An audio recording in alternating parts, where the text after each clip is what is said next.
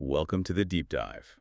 Today, we're taking a really close look at a character who is, well, just defined by contradiction.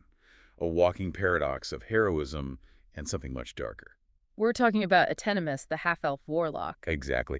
If you've been following the sources, you know this man is complicated. He's an incredible asset to his team, smart, powerful, a fantastic negotiator. But there's always a but.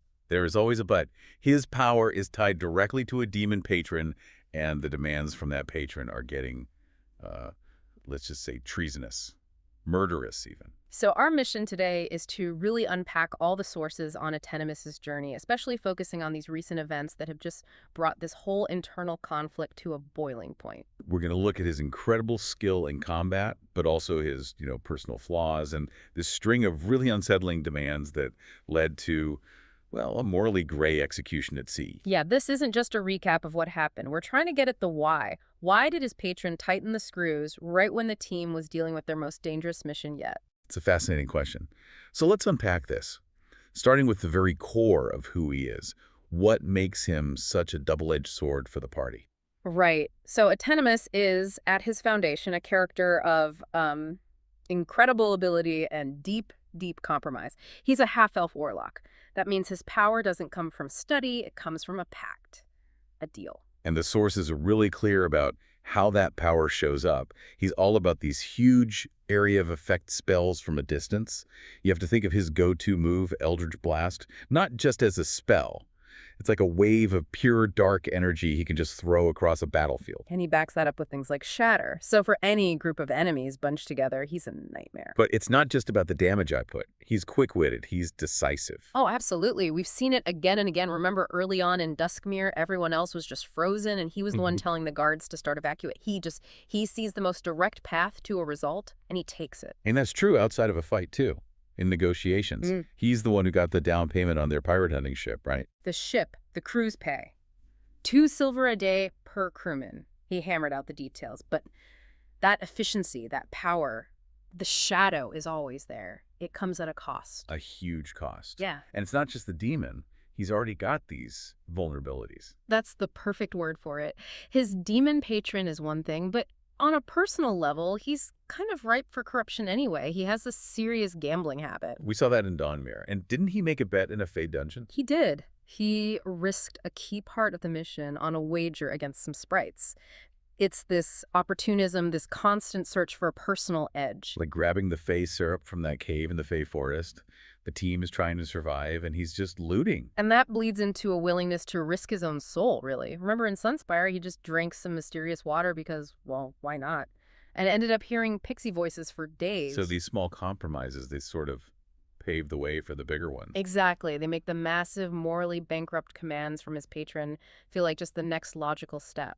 Okay, so let's get into those commands, because this has gone way beyond just small tests of loyalty. We're talking about sabotage and murder now. We are. We know from earlier scenes the patron had already given him a pretty dark mission, become the hand of the chosen for a willing blood sacrifice. A sacrifice of a Darkmere survivor. That's a lot. And then, right before this huge pirate raid, the patron drops 3 new tasks on him, and these are the ones that make him an active threat to his own team. The first one is just, wow. Steal the prophetic earring from Howl, the Aasimar bard. Right. An Aasimar bard is basically a celestial-touched singer, the embodiment of light and hope for the party. And the earring is tied to the main prophecy they're all trying to figure out. Stealing it isn't just theft, it's an act of pure betrayal. And then the big one, the one that hangs over everything. Kill one of the chosen ones. So kill one of his friends. The very people who are counting on him to protect them. It's terrifying. And then there's a third one, which is more mission-related. Recover some powerful creature from the barrow reefs. So the patron isn't just creating internal chaos.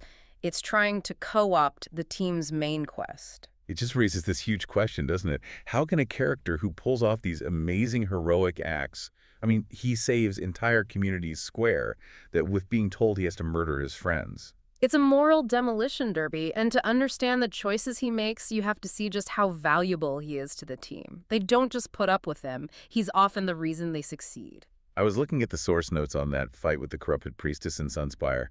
That 75-point double Eldritch Blast, I mean, that's just insane damage. Can you paint a picture of that moment for us? Oh, that was the absolute turning point of the fight. The priestess was infused with that purple apocalyptic magic, the Gormak stuff. No one could get through her defenses. It was a stalemate. A total stalemate. And then Atenemis just taps into that dark power of his and unleashes this torrent of force. That 75-point hit wasn't just damage, it was the killing blow. It ended the fight right there. And he's always been there closer, hasn't he? Going back to the very first scene, he killed the last cultist then, too. He did. And in scene 6, he just obliterated another one. When they need something taken off the board for good, he's the one they turn to. But it's not just the fighting. It's his utility. Winning that Water of Finding Vial in a card game, securing the ship. And even pulling magic out of thin air. You're talking about the ghostly exchange in scene 9, right? Yeah, where he answers a ghost riddle and gets that shipboard mage hand spell. Exactly. A small, simple piece of magic. But it lets the crew handle ropes and sails from a distance. It's a direct, practical benefit to their sea voyage. It makes them safer, more efficient. It's just wild that he's pulling off these things that help everyone while secretly carrying around orders to murder them. It seems like the party has made a calculated risk. The sources say that in scene 10, he actually told them about the new murder commands. He told them he was supposed to kill one of them. He did, and they immediately went ahead with the pirate raid plan anyway. They decided his power right now was worth the future risk. Wow. Okay, so that trust is about to be put to the ultimate test. They succeed in the raid, they capture their target. And now they're stuck on a small ship with him. Which brings us to this voyage to Zephyr City. This whole journey was a pressure cooker because their prisoner, Admiral Jack Windbeard, wasn't just some pirate captain. Not at all. Jack Windbeard was a direct line to Gormak, the big bad demon behind all the cults. So having him on board wasn't like transporting a prisoner. It was like carrying a ticking bomb. A piece of that apocalyptic magic right on their ship. Exactly. And even with his own dark commands weighing on him, Atenemis was completely on top of security. He's the one who spotted 2 crewmen who were fake sleeping, whispering to each other in some kind of rogue code. He's constantly on watch. That dual nature is just so clear during that merfolk attack. Oh, absolutely. The merfolk swarm the ship, trying to steal Jack for the bounty, and Atenemis' reaction is just immediate. He's shouting warnings, and then he unleashes those 2 huge, arcing electrical bolts into the water. The sources just say there were shrieks, and the threat was subdued. He basically ended the attack by himself instantly. He did, but this is what makes him a warlock, and not just a sorcerer. He doesn't just keep blasting, he switches gears completely. He starts negotiating. He starts negotiating mid-battle. He turns a potential bloodbath into a business deal. He talks to the merfolk noble leading the attack and strikes a deal. To become a protective escort. An escort, exactly. The merfolk guard their ship for the rest of the voyage, and in return, they get a cut of the final reward. He turned an enemy into an ally with nothing but his wits. It's an amazing bit of strategy, but all the smart talk in the world couldn't contain what Jack actually was. No, because Jack wasn't just a man anymore. He was being powered by Gormak. Even with guards on him around the clock, he just broke his shackles. That demonic strength meant time was running out. They knew they couldn't get him to port in one piece. Which leads us to the final day before they reach the city.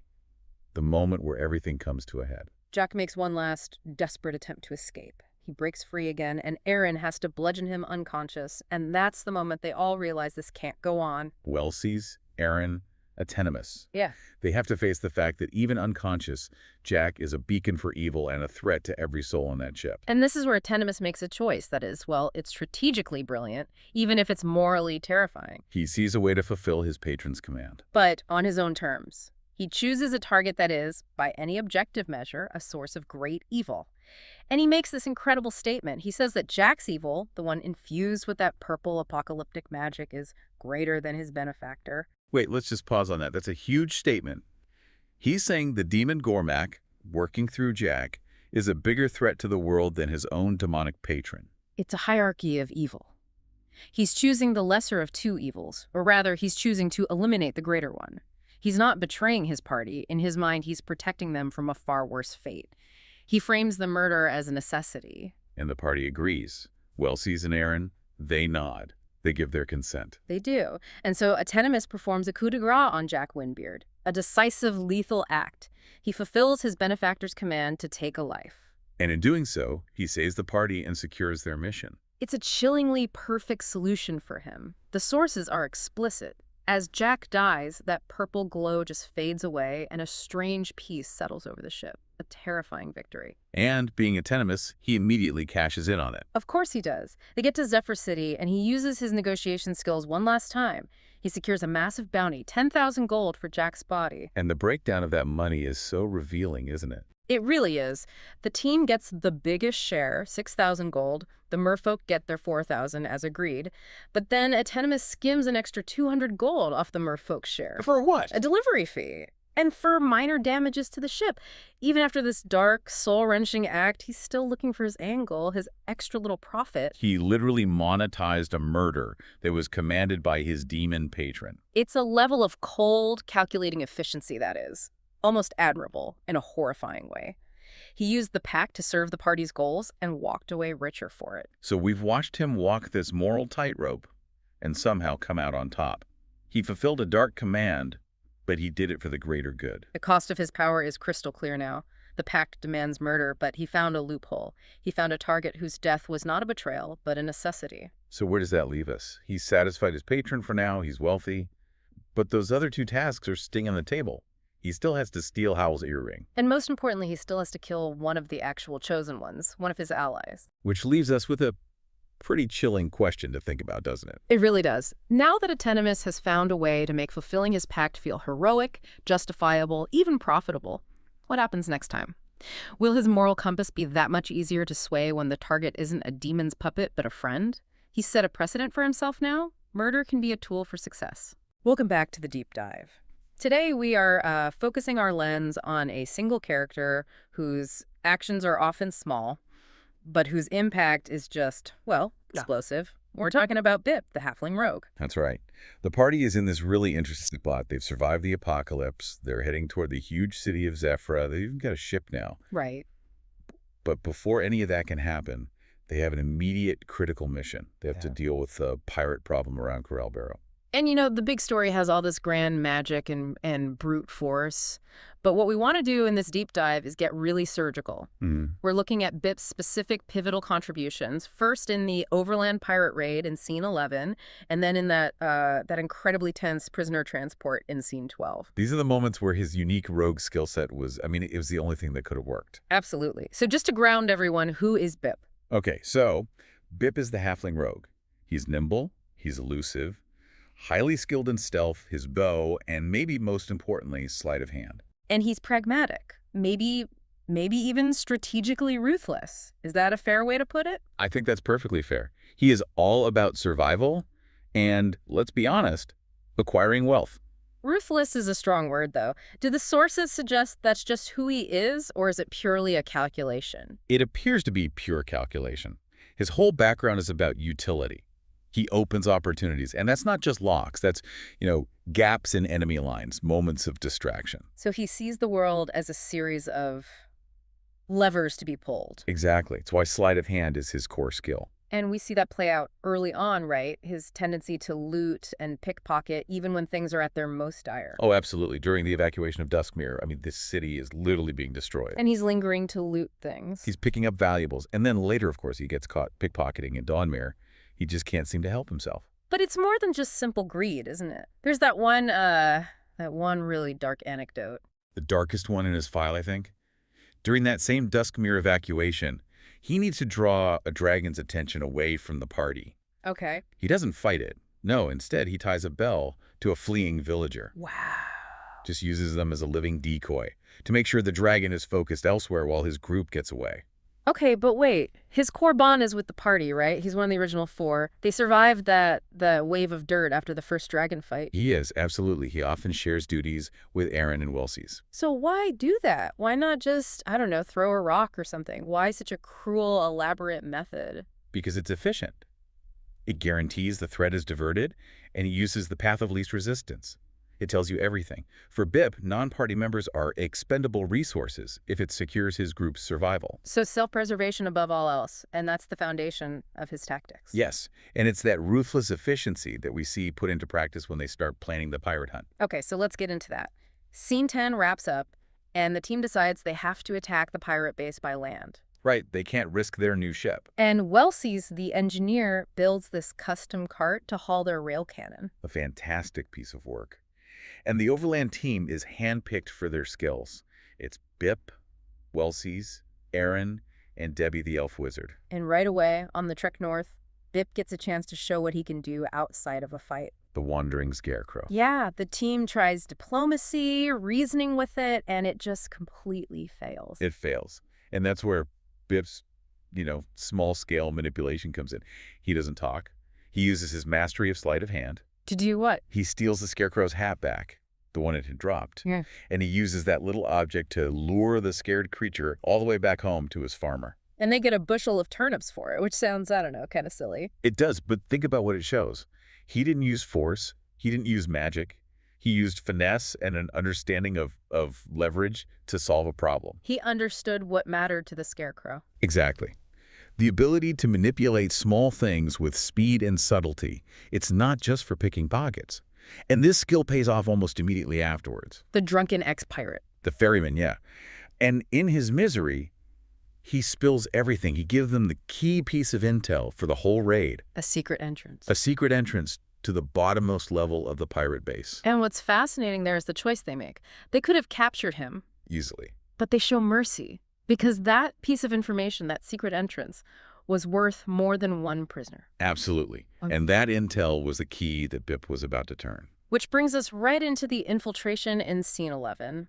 Bip basically becomes the single most important person on the mission. He is the point person. He's the one who turns that piece of intelligence into just maximum destructive chaos. So walk us through, this is where it all starts, right? The quiet part. It is. Using that secret entrance, Bip and Eryn sneak in, heading for the main storeroom. Bip uses his stealth to get close to a lone pirate doing inventory. Not a big fight. Not a fight at all. A precise, quiet, instant kill. The space is secured. No alarm. And then they realize the storeroom is full of flammable materials. And the whole base is made of wood. The plan immediately shifts from just disruption to, well, annihilation. Welsys, the engineer, hands Bip a custom-made ignition device. So Bip has to go back in. He sneaks back in, places the device perfectly, and starts the fire. And because it starts from the bottom, for the inside, it causes absolute havoc before the main assault even begins. That one act, that one stealthy placement, that's the whole setup. It's the essential opening act. It's what allows Debbie, the elf wizard, to follow up with a massive fireball from a hidden position. And it just looks like part of the fire. Exactly. And that one blast wipes out 4 pirates and 5 ritualists instantly. Bip's stealth was the catalyst for their single biggest loss of the entire fight. It really underlines the role of the rogue, doesn't it? They don't always do the big flashy damage. No, but they create the conditions where the big flashy damage is possible. Yeah. They're a force multiplier. But then the raid escalates. It gets weirder. They finally confront the leader, Admiral Jack Windbeard. Who, unsettlingly, looks almost exactly like Welsys. A detail that just hangs there. It does. And even in this big, direct fight, Bip is still strategically vital. Eryn badly wounds one of Jack's guards. And Bip. Bip steps out of stealth. Bip. Perfect surprise bow shot. Knocks the guard unconscious. Clean, non-lethal, removes the threat. But then, Admiral Jack does something impossible. Terrifying. He uses the purple magic of the prophecy, the kind linked to the demon Gormak. With one glowing hand, he kills a tied-up prisoner. And with the other. With the other hand, he instantly revives and fully heals the guard that Bip just took down. So he can just undo their progress. Instantly. The entire tactical equation is gone. You can't fight that. Every strategy you have is now useless. So as the team is scrambling, trying to figure out what to do, Bip has the most Bip-like response possible. He lands the final blow. He kills the guard for the second time. And that's when he says it. The perfect line. He doesn't shout, he just mutters it, frustrated. I had to kill the same guard twice. It's pure Bip. It's not about the horror of it or the magic. It's about the inefficiency, the wasted effort. He did a job, and now he has to do it again. It's just annoying to him. So they finally secure Admiral Jack, grab a small haul of 34 gold. Yeah, forget the gold. And they get that warning from the Dryad on the way back that the evil magic was most strong in that card of the bound dwarf you hold. Which sets the stage perfectly for the next part, the prisoner transport in Scene 12. Right. This incredibly tense voyage to Zephyra. And Bip and Eryn are on guard duty below decks. A job that becomes absolutely life-saving. A huge storm hits. Welsys is on deck just trying to keep the ship from sinking. And Bip is focused entirely on Jack. And it pays off. He catches Jack trying to hide something. He moves in, and what does he find? A crude set of lockpicks. Not standard tools, though. No. Yeah. Jack had made them from a bent decking nail. And you have to realize, only a rogue, someone with Bip's eye for this stuff, would even recognize that for what it was. He knows what to look for, but the danger goes beyond just lockpicking. It really does. The crew starts acting strangely. Atenemis, the cleric, notices 2 crew members fake sleeping and just whispering nonsense. Which is where Bip's really deep, specialized knowledge comes in. He listens to this gibberish. And he immediately recognizes it. It's not madness, it's not sickness, it's rogue code talk. For those of us who aren't in a thieves guild, what is that exactly? It's a kind of cant, a hidden language. It relies on keywords and phrases that sound like total nonsense to an outsider. So the fact that Bip recognized it... It confirmed everything. These weren't just confused sailors, they were saboteurs, probably being influenced by Jack's demonic power. The threat was internal now. And that vigilance was so necessary, because then everything else started happening. The crew corruption, and then they're attacked by merfolk. Who, ironically, just wanted the bounty on Jack's head. The whole situation was spinning out of control. The storm, the sabotage, the attacks, it all proved that they couldn't hold him. No. Corelborough was too small, too vulnerable for a prisoner with that kind of dark magic on his side. And that's what leads to the final, chilling decision. Just before they reach port, Jack makes one last move. He breaks the shackles. But no tools, just sheer strength, confirming that the demon Gormak is actively helping him. And that's the moment of consensus. Yes. Welsys, Eryn, and Bip, the 3 key operatives. They all look at each other and they understand. There's no way to guarantee the ship or the crew or even Zephyra is safe as long as this man is alive. So, with Welsys and Eryn nodding their consent, Their tactical consent. Atenemis, the cleric who always has to handle these dark choices, executes a coup de grace on Jack Windbeard. And Bip, the pragmatist, is right there. He watches and he consents. It's cruel, but it's strategically essential. And they're immediately proven right. How so? The second Jack dies, that purple glow around him just vanishes. And this strange, sudden peace falls over the entire ship. The danger is gone. And they deliver the body, collect a massive 10,000 gold reward, and make it to Zephyra. Surviving because of Bip's constant, ruthless vigilance. It's the perfect arc for his utility. He's not the hero in the shining armor. He's the sneaky one who makes the big plays possible. Whether it's using sleight of hand on a scarecrow for some turnips or an instant kill to start an inferno, he's the operational core. He's driven by immediate gain, right? Loot, gold, survival. But those same skills keep saving everyone. Again and again.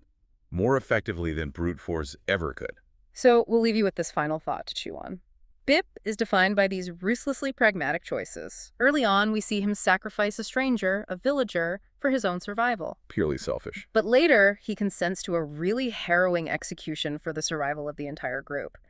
So does that trajectory from selfish cruelty to strategic cruelty, does that make him more heroic in the grand narrative or less? It's a tough question, and you should keep that idea of tactical morality in mind as the team moves into Zephyr City. They're carrying the weight of these decisions, and Bip's unique brand of calculation is definitely going to shape what happens next. Welcome back to the Deep Dive. Today we're focusing on, I think, one of the most fascinating characters in the entire party. Abby. Oh, absolutely. I Yeah. mean, she is this walking contradiction. An elf wizard who can cast these just devastating battlefield-clearing fireball spells. Right. But her whole life quest, her driving motivation, is to be accepted by her family, a family of world-renowned cooks. It's just such a study in extremes, isn't it? She's operating at this, incredibly high level of arcane destruction. Destruction. But her core motivation is, well, it's about domestic acceptance. It's about the perfect recipe. So our mission for this deep dive is to really analyze how this strange mix of baking and brutal arcane power made her the absolute key player in this last leg of the journey. Yeah, the pirate base raid in Scene 11 and then that incredibly tense sea voyage in Scene 12. That's the one. Okay, let's unpack this then, because we need to get past just the novelty of the Arcane Baker label and really dig into her actual tactical impact. How does a wizard whose main goal is finding new ingredients become so indispensable in a military-grade operation? Well, it's because that highly specific focus, her culinary quest, it paradoxically led her to master a very narrow but exceptionally destructive kind of magic. Okay. Debbie specializes in these huge area of effect spells. We're talking fireball, shatter, acid splash. These aren't subtle tools. No, I don't know. They are designed for clearing out entrenched enemies, for dealing with massive groups. She is, for all intents and purposes, a walking artillery unit. And the character background makes it so clear that this wasn't about a desire for power, it was about recognition. Exactly. Her entire reason for adventuring was to collect exotic ingredients, find unique recipes from all over the world, just to prove her worth to her family back in Nestleshade. That is the ultimate paradox. She's out there looking for the recipe for the perfect croissant. Right. And in the process, she masters the spell for mass incineration. And this deep focus on the culinary world, it bleeds into her magic in these really fascinating ways, especially her senses. We've seen hints of that from the very beginning, haven't we? Her magical signature is different. Think about how she uses her spells. When she casts Detect Magic, she doesn't just see some generic glow. She gets sensory information. She said the armored constructs smelled like baked goods. I remember that. Yes, and her main combat spell, Acid Splash, instead of just smelling like, sulfur or something, the sources describe it as having a fresh lemony smell. Or super strong sour candy with a hint of flowers. It tells you her perception of magic is filtered through a chef's palate, a baker's nose. Which is why the sources really highlighted that moment back in Scene 6, where she tried to persuade a cultist with brownies. Brownies. I mean, it's her default. She understands two things: overwhelming destructive magic and food. And this whole personal journey comes to a head right before the pirate mission, which is crucial context. It is. She finally achieves her goal. She wins a cook-off against her father, her mother, and her older brother. This wasn't just some side quest for her, it validated everything. That win is the real hinge point here, isn't it? Absolutely. Because her family, finally accepting her, wanting to support her, they agree to back the party's next mission, dealing with the pirates who were disrupting the shipping lanes. The very shipping lanes that supplied Nestleshade with all those exotic ingredients. So her personal culinary quest, which ends in a family cook-off, is what provides the emotional and the logistical reason for the party to take on this massive military contract.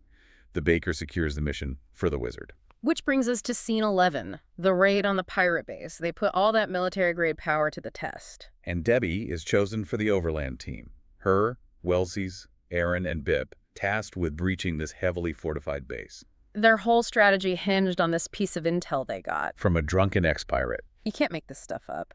He gives them the location of a secret entrance, one that leads right to the base's bottom-level storeroom. So once Bip gets in there and confirms it's packed with flammable materials, it's Debbie's time to shine. And this is where the strategy is just so smart. She doesn't just, blast the front door down. After Bip plants the ignition device, she uses a hidden door. A tactical move, right, to avoid being seen by the Admiral. Exactly, to stay out of his line of sight. And then she unleashes the fireball. And the sources emphasize the genius of this. The damage was masked. Right. It just looked like the first fire got way, way worse, spreading naturally to the other ship buildings. It maximized chaos. And she didn't stop there. She followed up with a second, weaker spell to just wipe out a group of pirates and ritualists who were trying to mount a defense. It confirms her role. She's an efficient, devastating area denial expert. But this is where the mission really shifts, doesn't it? It goes from a standard fight to something else. Yeah. An existential threat. And that's because of Admiral Jack Windbeard. Yes, Admiral Jack. He demonstrates the raw, corrupting power of that purple magic from the prophecy. It was horrifying to read. He just instantly kills a tied-up prisoner right in front of them. A brutal power move. And then uses that same purple energy to revive a fallen guard. Making the guard perfectly healthy, ready to fight again. Instantly, Bip had to kill that same guard twice. It showed the team they weren't just fighting pirates. This was localized, weaponized, apocalyptic evil. That moment really cemented it. Jack was more than a pirate. He was a host for something bigger. Which leads them directly to this really crucial piece of insight from a very unexpected source. The Dryad. The Dryad encounter. After the raid, they're escorting the captured Admiral Jack on that custom cart Welsys built, and they run into a Dryad who's trying to heal these wilting trees. And this is where Debbie's utility magic, not her destructive magic, becomes the most important tool they have. Because Dryads are creatures of deep nature. They couldn't speak the same language. But Debbie uses a specialized language spell, A tool for communication, not destruction. a tool of empathy. And that ability to speak to the Dryad unlocked the single most important piece of intelligence they could have gotten.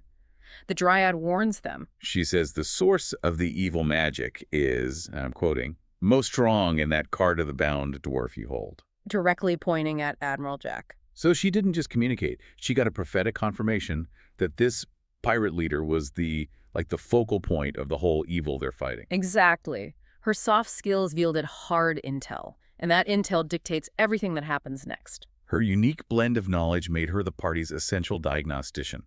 And that urgency carries right over into Scene 12, the sea voyage to Zephyra. And Jack's presence immediately begins to corrupt the whole journey. The sources describe the crew deteriorating so fast, walking around in a glassy daze whispering gibberish. He was a magical contagion, and only Debbie, as the party's wizard, had the tools to figure out what was happening. And it's how she figures it out that's so important. It's not abstract theory. She investigates the crew, and she detects a specific sensory detail that connects directly back to her culinary background. A distinct sour smell, like rancid milk. That's the link.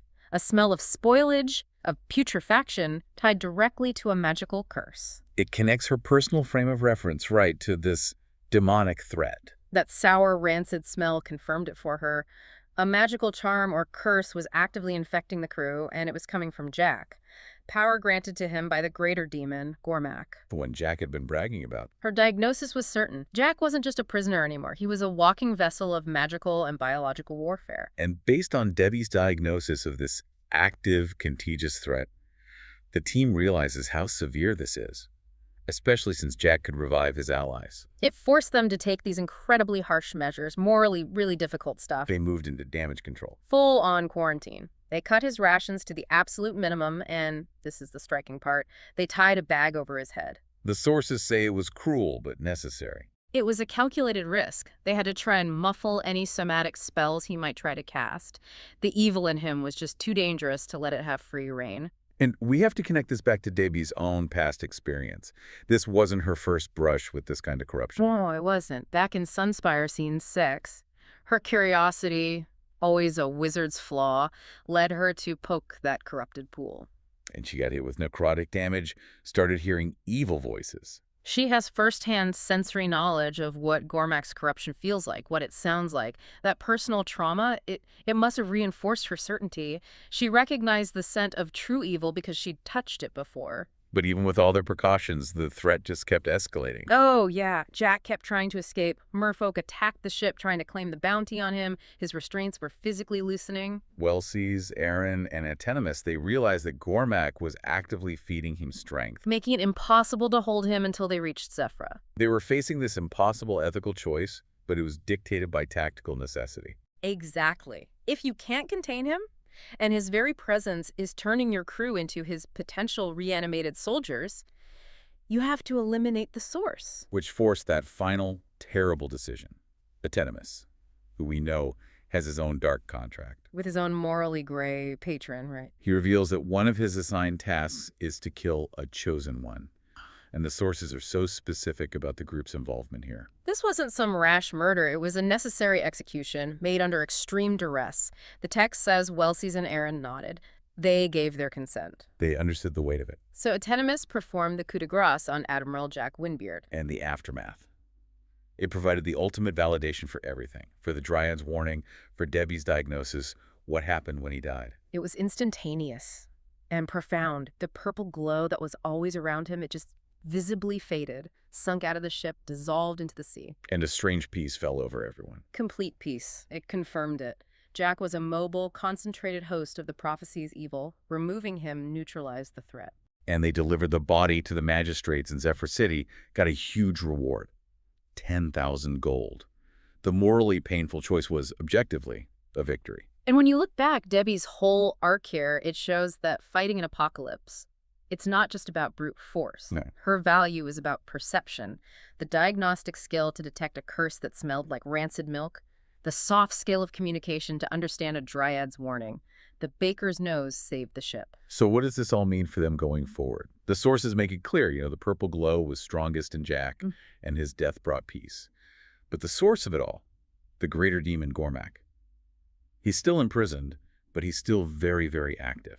And that raises this huge lingering question about the cost of victory. I mean, if one dead pirate can host enough of that power to corrupt an entire crew to warrant a summary execution, what latent, invisible forms of Gormak's evil are the heroes now carrying with them? We know the purple glow stuck to their bodies after the Iron Golem fight.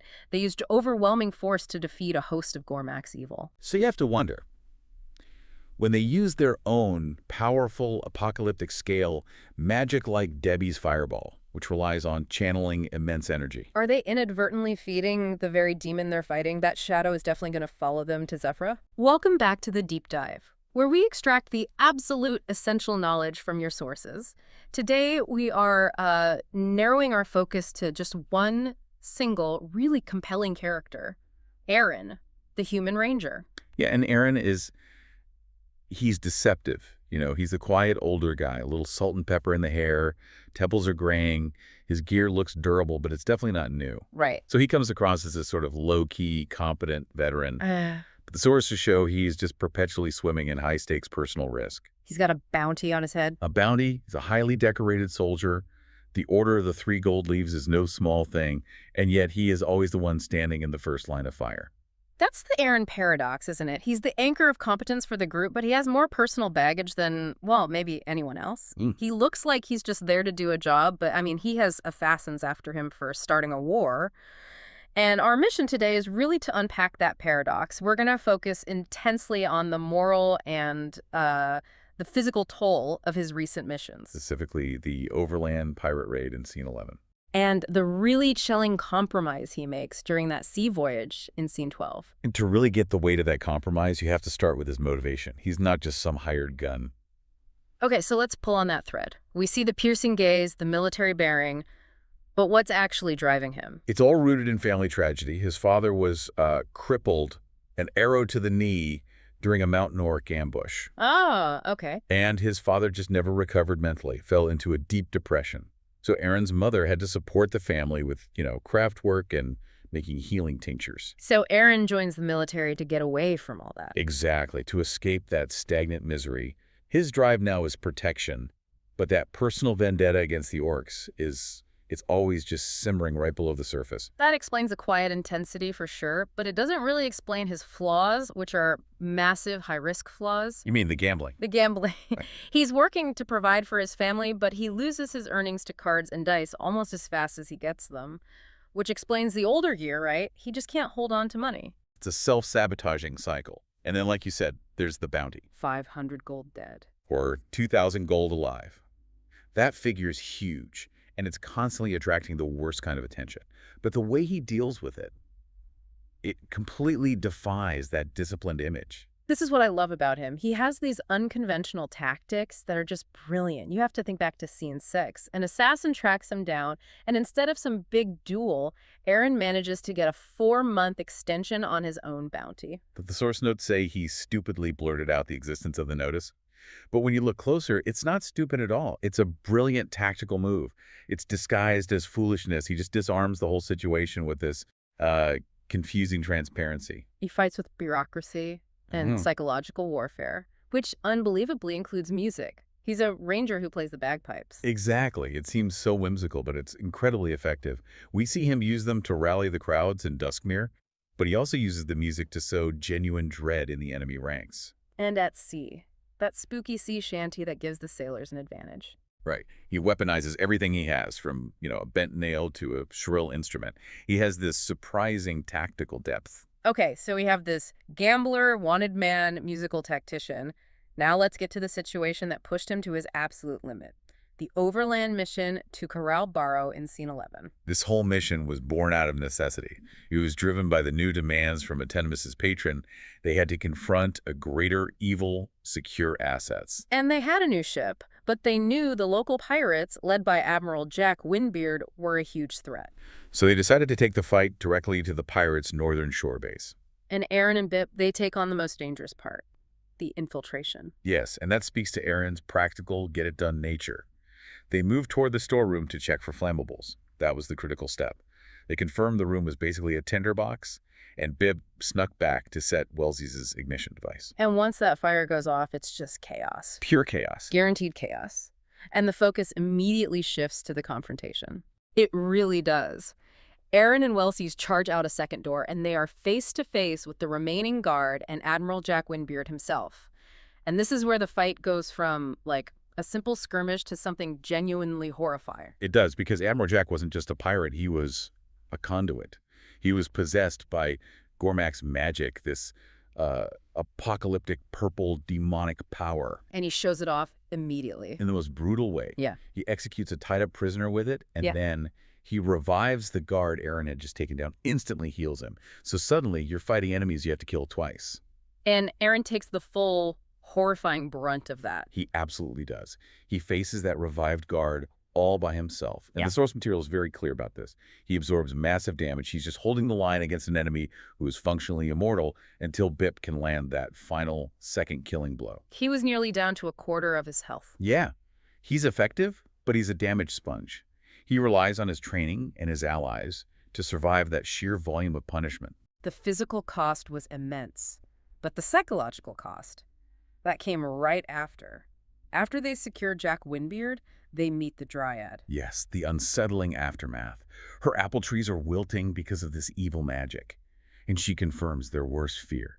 She points right at their prisoner and says the apocalyptic power is most strong in that cart of the bound dwarf you hold.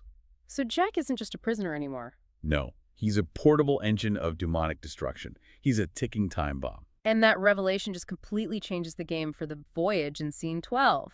Now they're on a ship headed for Zephyr City with a confirmed source of demonic corruption just sitting in the hold. And Eryn immediately shifts gears. He becomes this constant, unrelenting guardian. His vigilance is basically the mission's life support system. Even during that violent storm, everyone's topside fighting the elements. But Eryn is below with Bip, focused completely on the prisoner. And that soldierly focus is what saves them, right? It was such a tiny detail. The bent nail. Eryn's trained eye spots that Jack is trying to hide these crude little lockpicks he made from a decking nail, and he reacts instantly. He lunges, grapples Jack to the ground, stops the escape attempt right there. Yeah. That is Eryn at maximum professional capacity. But the threats just kept coming. Jack's bounty was just too tempting for everyone else. Merfolk tried to breach the hull to claim the reward, and Eryn's reaction was just brutal speed. It was. He pulls Jack from the cell to guard him, and without even hesitating, fires an arrow, pins a merfolk's arm right to the deck. And then he draws on the noble who comes to negotiate. Yeah, his message couldn't be clearer. There are no rules when the mission is this vital. He distrusts anyone who tries to interfere with containing this evil. The situation was just spiraling. Containment was proving to be impossible, which brings us to the moment that forces the ultimate compromise. Jack breaks free. Again, the demonic strength from Gormak just means he can't be held. Not indefinitely. It's an impossibility of containment. So Eryn has to stop him, and the sources say he bludgeons Jack unconscious. And that's the moment. That's when they all realize the rules have changed, they can't get him to port, the power's too unstable, and this forces that chilling moral choice from Atenemis. Right. Atenemis the Warlock, he frames the required execution, which, was a demand from his own patron, as a necessary evil. He argues that Jack's power, this apocalyptic corruption, is a threat greater than his benefactor. It's a classic ethical dilemma. Commit one murder to prevent mass destruction. And Eryn, the honorable, family-protecting veteran, he gives his consent. This is the profound shift in his character. It is the ultimate moral compromise. The sources are so precise about it. Atenemis only executes Jack after Welsys and Eryn signal their understanding. Their consent is just a nod. Eryn, who has dedicated his whole life to protecting people, silently agrees that execution is the only tool left. That nod isn't just acceptance, it's sanctioning murder for the greater good. And the line he's always protected, that line between necessary force and ruthless action, it's officially and irrevocably crossed. So let's just reflect on what this means for him moving forward. He's just survived this maximum risk ordeal, assassins, near death, and now he's an accessory to an execution. He survived, and the immediate apocalyptic threat is gone. But the psychological cost has to be significant. I mean, look at what happens right after they get to Zephyr City. Eryn sits down with Howl, the bard, tells him about the danger, the stress, and hands over 200 gold. For Eryn, the gambler who can never hold on to money, that's a massive transaction. I think it's exactly that. He's relieving himself of the financial burden of a success that was tainted by murder. He's secured the mission, he's richer for a moment, and the party is safer. But he has fundamentally shifted his moral framework. The cost of success was his moral high ground. Absolutely. Eryn is the honorable ranger, but now he has consented to an execution for the greater good. It makes you ask this really chilling question as we move forward. Now that he has personally sanctioned this, now that he's defined it as a necessary tool, what's he going to deem a justifiable target when the next hard command comes? He still has those 2 outstanding bounties. 2 bounties and his personal, deep-seated enemies, the mountain orcs. They're still out there. Now that he knows where that line is and that he can cross it, how much easier will it be to cross it again? That single nod, I think it paved the way for a much darker version of this veteran to emerge. Welcome to the Deep Dive. Today we're following the dwarven paladin Welsys down a path that, well, it led him from a pretty straightforward military objective right into the heart of a cosmic and intensely personal darkness. Right.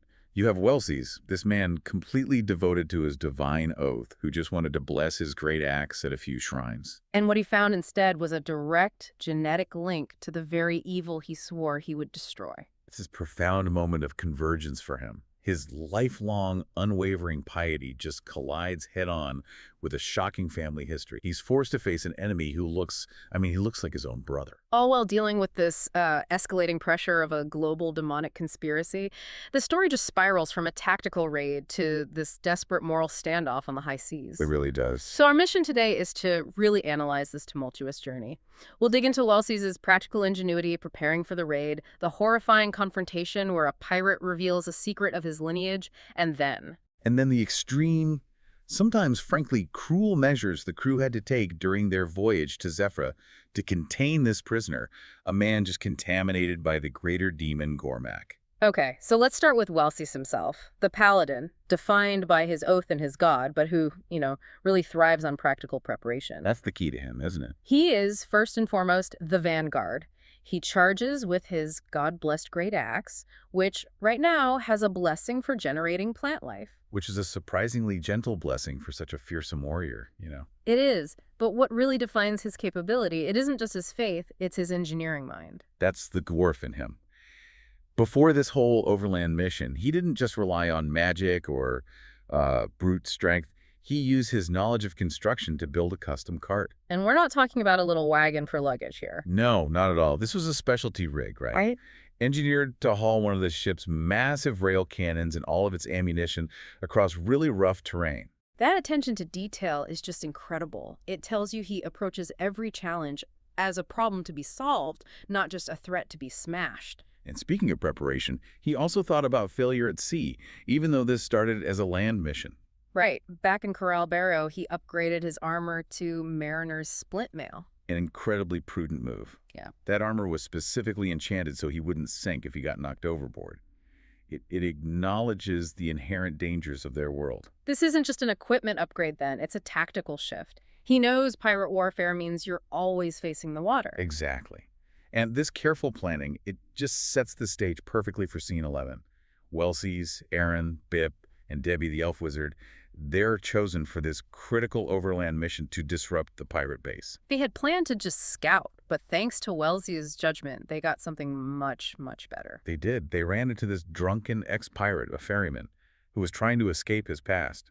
And Welsys, being a paladin, he chose to show mercy instead of just capturing him. And that one merciful decision paid off immediately. Instantly. The ferryman gave them the crucial intelligence. The location of a secret entrance to the lowest level of the pirate base. That one piece of information just changed everything. It took a difficult assault and turned it into a successful infiltration. Exactly. They knew the base was just cobbled together from scrap wood and old ships, so it was a perfect target for fire. Their whole strategy was designed to cause maximum confusion. It was brilliant chaos. Welsys, using his engineering skills again, he actually crafted a specialized ignition device for Bip. He did. So Bip, a key member of the party, was tasked with sneaking into the storeroom and lighting the fuse. Meanwhile, Debbie provided the perfect cover. Her timing was impeccable. She cast a fireball right into the middle of the confusion, making her magic look like it was just part of the initial fire. It wiped out 9 enemies instantly. 4 pirates, 5 dark ritualists just gone. And as Admiral Jack Windbeard is reeling from this sudden inferno, that's when Welsys and Eryn charge in. And this is the moment that alters Welsys' entire quest. The sources describe the resemblance as, what, immediate and uncanny. Completely uncanny. Admiral Jack Windbeard, a dwarf, looked exactly like Welsys could have a brother. And the confirmation was immediate. Jack shouts that Welsys looks just like his Da. Wow, so it wasn't just a resemblance, it confirmed a blood tie. The pirate, this agent of evil, is tied to Welsys' long-lost family. It instantly turns the battlefield into this crisis of faith and identity for him. And Jack wasn't just some pirate, he was powerful. Terrifyingly powerful. He demonstrated that dark power they'd been tracking. When a guard Eryn had injured cried out, Jack did something horrifying. He used that visible purple magic of the prophecy, instantly killed a tied prisoner, and just drained the life energy. And then used that energy to revive the fallen guard. Revived and completely healed him. This isn't standard magic. This is power being granted by a greater entity. It confirmed Jack wasn't just a leader. He was a high-ranking acolyte of this dark power. So Welsys charges. He takes a huge hit from that revived guard, but his divine strength holds. Boosted by a boon from his god, he brings Admiral Jack down and subdues him. Tactical victory, sure. But the psychological war was just beginning. They secured Jack in that custom-milled cart and started back. But then they encountered a dryad. And she gave them a chilling warning. A critical warning. She said the source of the evil magic was, and I'm quoting, most strong in that cart of the bound dwarf you hold. So it wasn't the base or the ritualists. The contamination was Jack himself. Yes. It confirmed they were dealing with a contagion, not just a prisoner. The Dryad's warning basically forced their hand. They couldn't risk leaving him anywhere local. They had to take him all the way to Zephyra. Which brings us to Scene 12, this dangerous sea voyage where Welsys tries to reconcile his divine purpose with his dark heritage. He immediately starts interrogating Jack, pressing him about the family resemblance and, more importantly, about how his own family was killed. And Jack gives him this brutal truth that Welsys he can't accept it. Not at all. Jack reveals that all the pirate clans had recently consolidated under the banner of this evil acolyte's god. Which we now know is connected to Gormak. Exactly. And any family that refused this new alignment was ruthlessly purged and destroyed. Jack claims Welsys' family name was just erased from pirate records. Imagine hearing that. You're a paladin, devoted to the light, and you find out your entire bloodline might have been pirates. The cognitive dissonance must have been crushing. He was visibly enraged, calling Jack a liar, convinced it was all a trick. But that denial was interrupted by Jack's next revelation, which really recontextualizes this entire global conflict. It does. Jack claims the source of all the purple magic isn't a god at all, but a greater demon named Gormak, who is trapped in an eternal prison. So all this global chaos, the purges, the ritualists, it's all just Gormak trying to break free. Jack is a conduit. And a very dangerous conduit. The danger became apparent almost immediately. Despite being shackled, the crew started behaving strangely, glassy-eyed, dazed. And Debbie, the wizard, she investigates and detects this sour, rancid smell. She suspects a magical charm, some kind of demonic influence coming right from Jack. They realized they were carrying a highly contagious threat that was actively corrupting their own team. They had to take drastic steps. Extremely harsh steps. They cut Jack's rations to the bare minimum. And then, in what is maybe the most ethically challenging move, they tied a bag over his head. The sources flag this as cruel, even venturing into war crime territory. Why the bag? What was the purpose? It was a magical preventative measure. It muffled his voice, but more importantly, it was meant to stall any somatic spells. The hand gestures, the movements you need for casting, they were trying to completely isolate him. They realized the threat just justified these extreme measures. They did. And their vigilance was tested again about a week into the journey when they were attacked by merfolk. Who splintered the floor below Jack's cell, trying to grab him. Right. And the first thought is, okay, they're here to rescue him. But Atenemis, the party's rogue and negotiator, he figures out the truth. The merfolk were after the bounty on Jack's head. Ah, so Atenemis, being Atenemis, negotiates a deal. Of course. In exchange for a cut of the reward, the merfolk agree to provide a protective guard for the rest of the journey to Zephyra. A very wise move. But the ultimate failure of containment happened right at the very end. On the final day, Jack somehow breaks free of his heavy shackles without any tools. This impossible feat confirmed it. Gormak was actively granting him unnatural strength. He was trying to escape, forcing Eryn to just bludgeon him unconscious to get control back. And that was the final straw. That incident proved Jack was no longer just a man. He was an anchor for this demonic plague. He was too dangerous to hold and too dangerous to live. So this led to the execution. Atenemis, who has his own dark oath to fulfill, steps forward. He recognizes the threat, stating that Jack's personal evil was greater than his benefactor, which suggests Jack was a willing, powerful agent for Gormak. And Atenemis executes a coup de grace. And this is the moment that defines Welsys' compromise. He and Eryn both give their understanding and consent to it. Think about that. Welsys, who fights evil, who seeks justice, consents to the execution of a potential family member to purge a greater demonic threat and save his crew. The result was immediate, wasn't it? Instantaneous. The purple glow around Jack just faded, and this strange cleansing peace fell over everyone on the ship. The anchor was gone. So they arrive in Zephyr City, Jack's body is delivered, and Atenemis, ever the pragmatist, negotiates the full 10,000 gold reward. Distributing 4,000 to the merfolk for their help. Business as usual for him. So to sum this up, Welsys started this whole arc as a paladin on a divine quest, and he ended it as a man burdened by a dark family secret. And the knowledge that the true enemy is an imprisoned greater demon. He had to accept this fundamental compromise of his moral code consenting to a murder, to fulfill his greater oath of protecting the innocent. His dedication to his oath led him through denial, rage, and finally, acceptance of a very harsh truth. He knows his bloodline is dark, but his purpose is now clearer than ever. Fight the purple magic.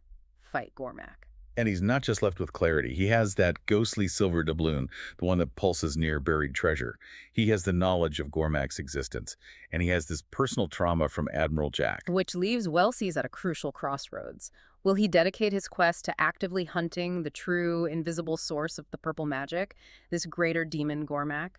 Or will the personal truth about his family's erased pirate history now draw his focus, compelling him to uncover the truth of the purge, even though Jack can no longer give him any answers? That balance between divine duty and personal history, that's what's going to define the next chapter for the Dwarven Paladin.